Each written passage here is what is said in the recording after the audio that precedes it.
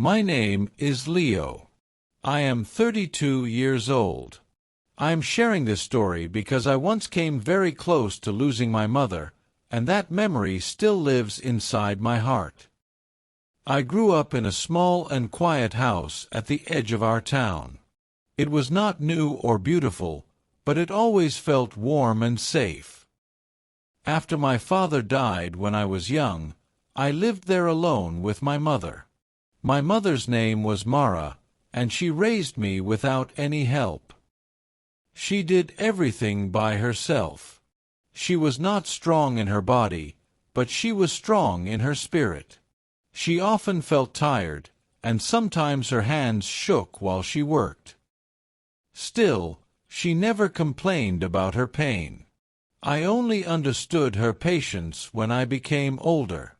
Every morning, she woke up before the sun appeared.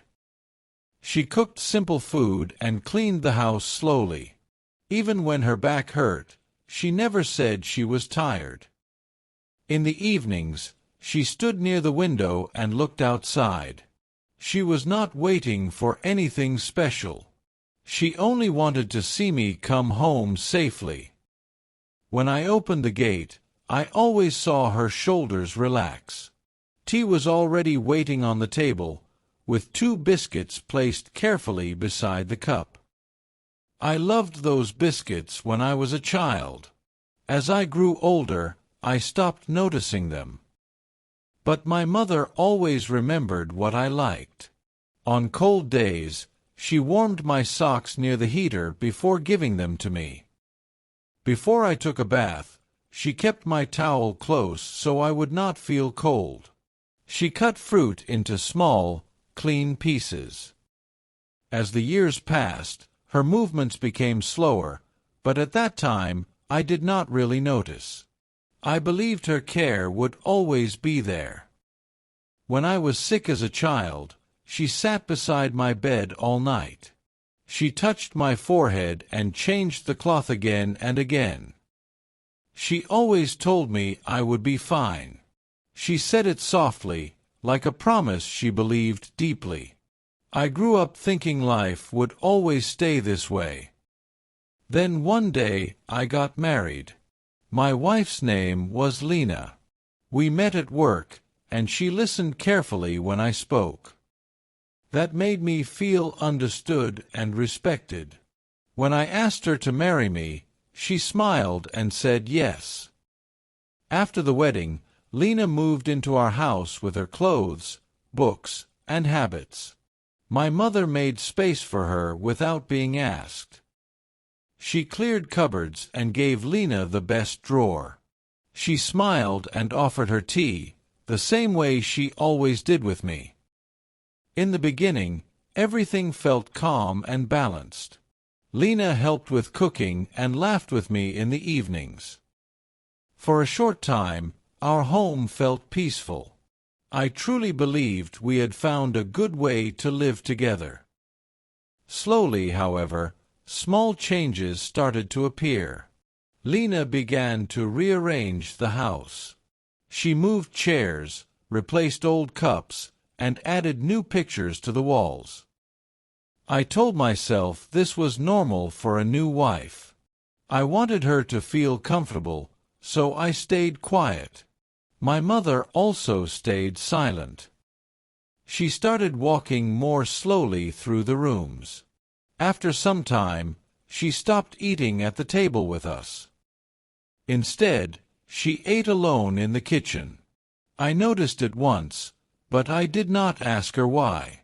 That silence later became my biggest regret. One evening, my mother cooked soup. It was the same soup I loved when I was a child. She served me first, then Lena. Lena tasted it and stopped. She said it was too salty, stood up, and said she would eat later. My mother looked at the bowl quietly. Her hand paused in the air, then she poured the soup away without a word. I kept eating, but I could not feel the taste. That night, my mother spoke gently and said she was trying not to disturb Lena. After that, The house became quiet in a different way. It was not peaceful anymore. It felt heavy and uncomfortable. One morning, Lena told me she could not live like this. She said she felt like a guest in her own home. Then she asked me to choose. She said I had to choose between her and my mother. I stayed silent because I did not know what to say. I was afraid of hurting someone, so I said nothing. That night, sleep did not come. I thought about my mother standing near the window. I also thought about Lena standing alone in the bedroom. My heart felt pulled in two directions. In the end, Lena packed her bags and left. After she left, the house felt empty and cold. The silence became heavier than before. One day, I asked my mother to go outside with me. There was a small hill behind our house. I said fresh air might help her feel better. We walked slowly along the narrow path. The wind was cold, and the road was uneven. After a short time, my mother stopped and said she could not walk anymore. Without thinking, I said I would carry her. I bent down and lifted her carefully. She did not resist. Her arms rested lightly on my shoulders. She felt much lighter than I remembered. Each step became harder as I moved forward. Halfway up the hill, she spoke softly. She said she knew why I brought her there. I stopped walking. She said I believed this moment would help me decide. She said she knew I was afraid. When I heard her words, my breath broke. I told her I would never hurt her. She touched my arm and said I did not need to explain. She said, "Mothers understand these things very early." I knelt down, still holding her, and cried. I told her I almost lost her. I told her I almost made a choice I could not take back. She rested her head on my shoulder and said, "Love does not leave easily." After some time, I carried her back down the hill. Months passed, and my mother became weaker. She rested more and moved less. This time, I noticed everything. I stayed home more and watched her carefully. One evening, she asked me to sit beside her.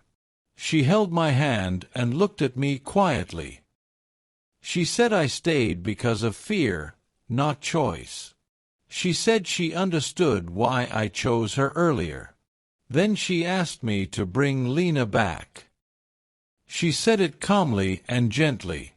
I stood up and told her I could not do that. I said I had already chosen her. She shook her head and said choosing her once was enough. She said my future was longer than her remaining days. Tears filled my eyes. I told her I was afraid of losing her. She touched my face and said I would always carry her in my heart. That night, I finally understood what true love meant. The next day, I met Lena.